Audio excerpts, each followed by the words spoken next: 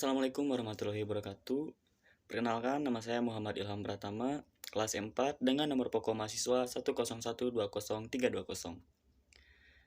Saya berasal dari kelas 4, yaitu dari Sekolah Tinggi Ilmu Ekonomi Manajemen Bisnis Islam Bandung atau STIS Tembi Bandung. Di sini saya akan mempresentasikan tugas mata kuliah yaitu komunikasi bisnis dengan tugas mempresentasikan materi pertemuan ke-7 sampai materi pertemuan terakhir untuk menyelesaikan evaluasi akhir semester ke-4. Berikut penjelasannya. Yang pertama, dasar-dasar korespondensi bisnis dan penulisan resume, lamaran serta wawancara. Korespondensi merupakan salah satu bentuk komunikasi verbal yang digunakan untuk menyampaikan pesan-pesan bisnis maupun non-bisnis kepada pihak lain. Poin A, pengertian surat dan surat bisnis. Kata surat berasal dari bahasa Arab, yaitu surah yang berarti suatu sarana komunikasi untuk menyampaikan pernyataan atau pikiran secara tertulis kepada orang lain. Poin ke B yaitu fungsi surat bisnis. Yang pertama, surat sebagai wakil atau data bagi pengirim surat dalam kaitannya dengan dunia bisnis. Yang kedua, alat untuk menyampaikan pemberitahuan permintaan atau pedoman buah pikiran atau gagasan yang berkaitan dengan masalah-masalah bisnis. Fungsi surat bisnis yang lainnya yaitu adalah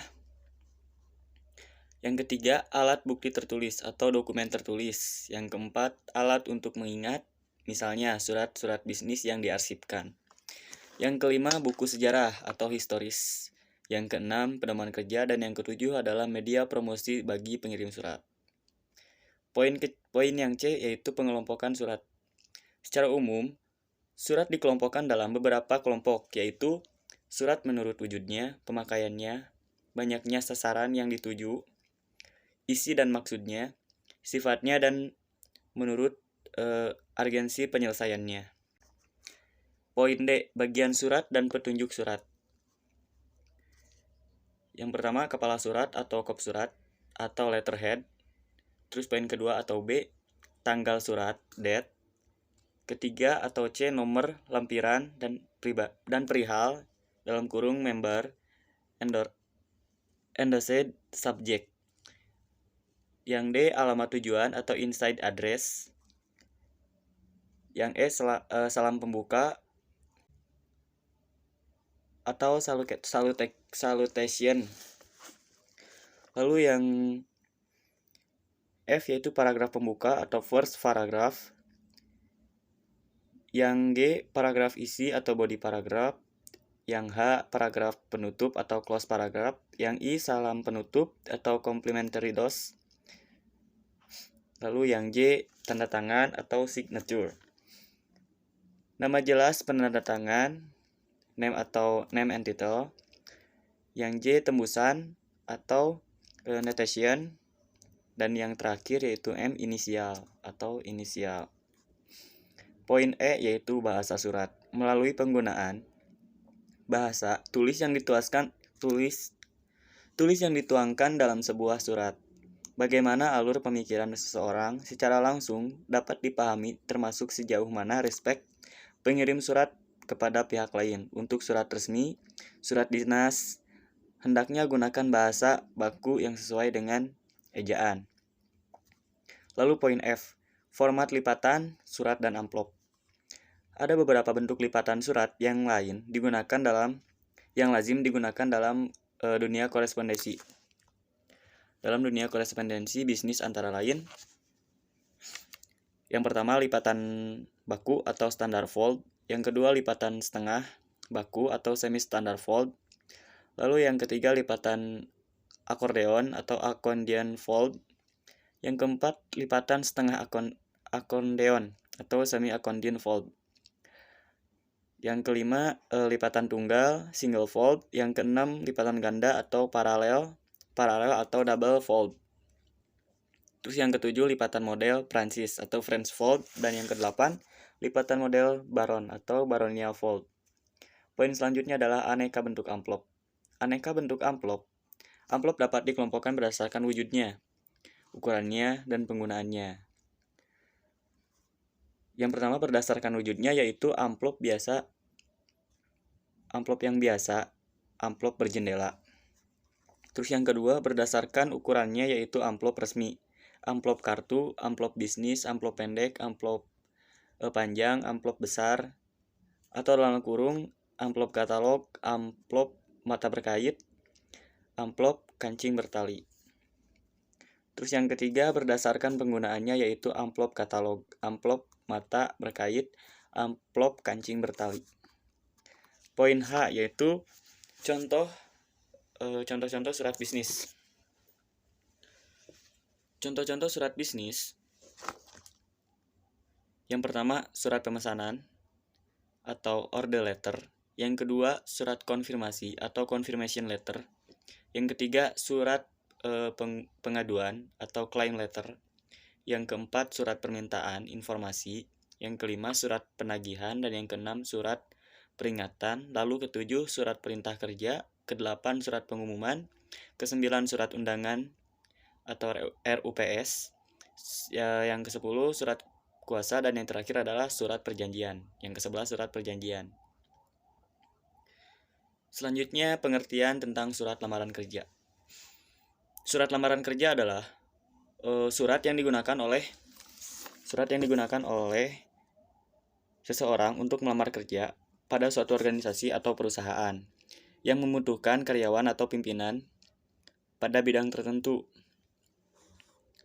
Pendekatan yang dapat digunakan dalam membuat surat lamaran kerja adalah pendekatan attention, internet, desire, and action atau AIDA. Disingkatnya adalah AIDA. Yang ke-1 yaitu pendekatan AIDA. Sebagaimana penulisan resume, penulisan surat lamaran kerja juga perlu menggunakan pendekatan attention, interest, desire, and action AIDA untuk mengunggah atau menarik perhatian pembaca. Pengorganisasian surat lamaran kerja. Pengorganisasian penulisan surat lamaran kerja secara umum memiliki tiga bagian utama, yaitu paragraf pembuka, pertengahan atau isi, dan penutup. Paragraf pembuka. Dalam paragraf pembuka, pada suatu lamaran kerja, pelamar kerja harus menyatakan secara jelas maksud dari lamaran kerja sehingga perlu mengidentifikasi jenis pekerjaan yang diminati. Paragraf pertengahan atau yang kedua paragraf pertengahan. Setelah menarik perhatian pembaca pada awal paragraf, pelamar kerja perlu menyajikan kualifikasi yang dimilikinya untuk mengisi suatu pekerjaan yang diinginkan dengan penjelasan yang benar-benar sangat diminati atau interest dan sangat diharapkan atau desire oleh pembaca. Lalu yang ketiga yaitu paragraf penutup. Paragraf terakhir dari surat lamaran kerja pada umumnya berisi suatu harapan tindakan atau action sebagaimana yang terdapat pada surat-surat penjualan. Pelamar kerja dengan jelas menyatakan keinginannya untuk melakukan wawancara sesuai dengan waktu yang telah disediakan oleh organisasi perusahaan atau lembaga yang dilamar. Berikutnya adalah resume. Istilah resume atau daftar riwayat hidup bukanlah merupakan sesuatu hal yang baru. Karena resume merupakan salah satu prasyarat yang sangat penting pada saat masuki dunia pekerjaan atau dunia kerja. Yang pertama itu persiapan menulis resume. Persiapan menulis resume adalah daftar dokumen yang berisi kualifikasi dan jalur karir yang disusun secara teratur, rapi, dan menarik perhatian pembaca. Terus yang kedua, rencana pengorganisasian berdasarkan cara pengorganisasiannya resume dikelompokkan menjadi 3 jenis. Lalu yang ketiga, masalah dalam membuat resume. Beberapa masalah yang timbul berkaitan dengan pembuatan resume. Yang berikutnya adalah wawancara kerja. Arti pentingnya wawancara kerja. Persiapan wawancara kerja, bagaimana mengenali pekerjaan dan perusahaan pertanyaan penting dalam wawancara, dan ucapan terima kasih setelah wawancara. Yaitu yang pertama, arti pentingnya wawancara kerja. Yaitu wawancara kerja merupakan salah satu cara yang sangat penting bagi suatu perusahaan dalam menyaring jumlah pelamar yang ada dan merupakan kesempatan emas yang tak mungkin terulang lagi. Lalu poin 1.1, persiapan wawancara kerja. Sudah selayaknya bila mana harus mempersiapkan diri dengan sebaik-baiknya. Karena merupakan peluang emas untuk memasuki dunia kerja. Berikut ini berbagai hal yang perlu diperhatikan saat akan menghadapi wawancara kerja. Yang pertama, pastikan kebenaran data yang telah dicatat. Lalu yang kedua, antisipasi hal-hal yang tidak diinginkan. Dan yang ketiga adalah akhiri wawancara dengan apresiasi yang baik.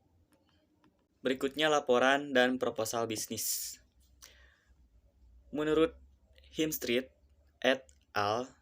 1983 atau 1983, laporan adalah pesan yang disampaikan secara sistematis dan objektif yang digunakan untuk menyampaikan informasi dari suatu bagian organisasi kepada bagian lain atau lembaga lain untuk membantu pengambilan keputusan atau memecahkan persoalan. Jenis laporan. Sekarang kita membicarakan jenis-jenis laporan. Kita perlu mengetahui jenis-jenis laporan ini karena laporan yang dibuat tidak hanya satu jenis dan tujuannya. Jenis-jenis laporan ini juga berkaitan dengan klasifikasi laporan. Terus yang kedua, kontinum formalitas laporan. Artinya, laporan itu berasal dari bawahan kepada atasan atau dari mereka yang berkewenangannya lebih rendah kepada orang yang memiliki kewenangan lebih tinggi dalam manajemen. Lalu yang ketiga, format laporan di bawah ini ada beberapa hal yang dapat dijadikan dasar untuk menentukan format dan panjangnya laporan tersebut. Terus yang keempat, mengorganisasi laporan. Sekarang kita membahas organisasi karangan sebuah laporan, karangan sebuah laporan. Tentu saja yang kita bahas di sini adalah laporan formal yang jumlah halamannya lebih dari 1 halaman. Lalu yang kelima, tingginya biaya perjalanan dan uang saku. Meskipun banyak perusahaan memandang biaya perjalanan dan uang saku sebagai biaya incidental untuk berbisnis, namun biaya yang dikeluarkan terus meningkat. Tahun lalu, berbagai perusahaan bisnis di Indonesia membelanjakan lebih dari 600 miliar rupiah untuk biaya perjalanan dan uang saku. Lalu yang keenam, kesimpulan dan rekomendasi penghematan biaya perjalanan dan uang saku tanpa mengganggu kegiatan bisnis sebenarnya dapat dilakukan dengan cara, yaitu yang pertama presentasi bisnis, yang kedua tujuan presentasi bisnis. Nah, secara umum presentasi bisnis memiliki 4 tujuan pokok, yaitu menginformasikan pesan-pesan bisnis kepada audiens, lalu menghibur audiens, menyentuh emosi audiens, dan memotivasi audiens untuk bertindak sesuatu. Yang ketiga itu persiapan presentasi bisnis. Presentasi bisnis yang baik hanya akan dapat dicapai jika persiapan untuk melakukan presentasi bisnis tersebut dilakukan dengan sebaik-baiknya. Alat bantu presentasi bisnis yaitu ada papan tulis hitam dan putih, flip chart, transparasi OHP, slide tahun 1980-an, papan tulis elektronik, lalu video kaset recorder atau perekam kaset video, lalu panel liquid crystal display atau LCD, dan proyektor LCD atau liquid crystal display. Lalu yang keempat, analisis audiens. Seorang pembicara harus mampu menjawab 6 pertanyaan mendasar berikut ini. Yang pertama, siapa audiensnya? Lalu apa yang diinginkan audiens? Di mana melakukan presentasi, kapan melakukan presentasi, mengapa melakukan presentasi, bagaimana melakukan presentasi. Lalu yang kelima, yaitu analisis bahasa tubuh. Gerakan-gerakan yang sering dilakukan pembicara dalam melakukan presentasi bisnis, antara lain meliputi ekspresi wajah, senyuman, kontak mata, gerakan tangan, gerakan bahu, gerakan kepala, dan cara berdiri. Lalu yang keenam, peninjauan lokasi. Peninjauan lokasi bagi pembicara merupakan salah satu faktor yang perlu dipertimbangkan sebelum melakukan presentasi bisnis. Seringkali pembicara memasuki ruangan presentasi bisnis tanpa peninjauan sebelumnya. Lalu yang ketujuh, berlatih presentasi bisnis. Yang kedelapan, identifikasi audiens. Lalu yang kesembilan, menulis teks lengkap. Yang kesepuluh, menyiapkan rangkuman ke dalam sub-sub judul. Yang kesebelas, menulis ke dalam kertas ukuran kartu pos. Yang pertama, negosiasi bisnis. Negosiasi bisnis ada dua, yaitu pengertian negosiasi dan dua, proses bernegosiasi. Lalu materi berikutnya yaitu tahap perencanaan. Terbagi menjadi yaitu sasaran negosiasi, strategi nasional, negosiasi, proses negosiasi. Tahap implementasi. Tahap implementasi merupakan tahapan penerapan atau tindakan yang diperlukan agar mencapai sukses dalam bernegosiasi. Poin A, taktik cara Anda. Poin B, taktik bekerja sama. Poin C, taktik tidak bertindak apa-apa. Dan poin D, taktik melangkah ke tujuan lain. Selanjutnya, tahap peninjauan negosiasi. Tahap ini merupakan tahapan setelah berlangsungnya suatu proses negosiasi. Yaitu poin A, untuk memeriksa apakah Anda sudah mencapai tujuan Anda. Poin B, jika tidak, maka hal itu dapat menjadi pelajaran sekaligus pengalaman yang sangat berharga bagi seorang negosiator. Poin C, jika iya, maka pastikan apa yang sudah Anda lakukan dengan baik dan bangunlah kesuksesan Anda. Lalu keterampilan bernegosiasi. Keberhasilan atau kesuksesan dalam bernegosiasi dapat ditentukan oleh berbagai faktor penting. Di antaranya adalah keterampilan seorang negosiator dalam bernegosiasi dengan pihak lawan negosiasi, yaitu persiapan, memulai negosiasi, strategi dan teknik, lalu kompromi. Selanjutnya, menghindari kesalahan taktis. Hal yang perlu dihindari dalam melakukan negosiasi adalah persiapan yang baik, berlatih, menggambarkan posisi Anda, membuat suatu usulan atau proposal, lalu penawaran dan persetujuan. Tipe-tipe negosiator, yaitu negosiator curang, negosiator profesional, negosiator bodoh, dan negosiator naif. Selanjutnya, rapat bisnis. Rapat merupakan pertemuan atau perkumpulan minimal 2 orang atau lebih atau memutuskan suatu hal tujuan. Rapat biasanya dihadiri oleh pimpinan dan stafnya, sedangkan bisnis adalah usaha yang menjual barang atau jasa yang dilakukan oleh perorangan, sekelompok orang atau organisasi kepada konsumen atau masyarakat dengan tujuan utamanya untuk memperoleh keuntungan atau laba atau profit. Perbedaan rapat bisnis dengan rapat non-bisnis, yaitu faktor yang membedakan rapat bisnis dengan rapat non-bisnis adalah tujuan atau orientasi penyelenggaraan sebuah pertemuan. Pelaksanaan rapat bisnis, efektivitas sebuah rapat bisnis dapat sangat ditentukan oleh 3 komponen penting, yaitu kesiapan panitia penyelenggara dalam mempersiapkan segala sesuatunya, kesiapan narasumber dalam mempersiapkan materi yang akan disampaikan, dan kehadiran serta keaktifan peserta dalam mengikuti kegiatan rapat bisnis tersebut. Poin A yaitu pengertian laporan bisnis. Menurut Herta Amerpi dan Herbert W.H., laporan bisnis adalah suatu laporan yang memiliki sifat netral, tidak memihak, memiliki tujuan yang jelas, dan berisi rencana penyajian fakta kepada seorang atau lebih untuk tujuan bisnis tertentu. Poin B, penggolongan rapat bisnis. Suatu laporan dapat dibedakan atas dasar untuk memberi informasi atau untuk analisis. Laporan memberikan informasi yaitu menyajikan fakta-fakta dan rangkuman yang terdiri atas laporan perkembangan, laporan semester, laporan triwulan, laporan analytical atau analytical report, yaitu menyajikan fakta-fakta, menganalisis, mengambil kesimpulan, dan memberikan rekomendasi. Poin C yaitu persiapan penulisan laporan bisnis. Poin laporan bisnis, definisi masalah, tujuan, dan ruang lingkup. Poin D, bagian pokok laporan bisnis. Poin E, organisasi tubuh laporan bisnis. Penulisan laporan singkat. Penulisan laporan singkat. Karakteristik laporan singkat yaitu kebanyakan laporan singkat hanya mencakup materi pendukung yang relatif sedikit bagi pencapaian komunikasi yang efektif. Poin B yaitu membuat laporan bisnis yang baik. Laporan bisnis yang dibuat oleh suatu organisasi sangat diperlukan untuk berkomunikasi, baik dengan pihak intern maupun ekstern organisasi. Poin C, perencanaan laporan singkat dalam merencanakan suatu laporan singkat. Ada beberapa hal yang perlu diperhatikan, antara lain audiens, tujuan, dan subjek laporan. Poin D yaitu penentuan struktur dasar. Selain memutuskan format dan panjang suatu laporan, hal penting lainnya yang harus diperhatikan ialah penentuan struktur dasar.